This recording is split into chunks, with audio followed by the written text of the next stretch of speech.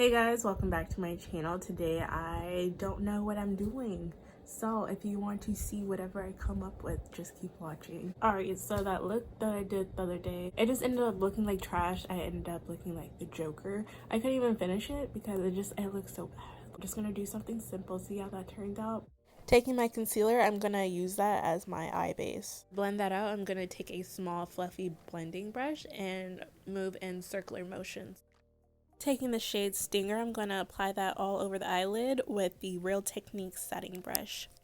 Going into the shade Chickadee from Makeup Geek, I'm going to apply that to my outer V and my crease with a Morphe M513 brush. Going into the shade Morocco from Makeup Geek, I'm just going to deepen up my crease. Taking the shade Brick House, I'm going to flip my brush over, apply that to the outer V and my crease just to deepen up the whole eye look. Taking the shade Sweet Spot, I'm going to apply that all over the eyelid one more time since we did lose some of that color. And then I'm going to take a orange glitter and apply that all over the eyelid. Taking the shade Sunburst, I'm going to highlight the inner corners of my eye. And then taking my eyeliner, I'm just going to do a thick wing.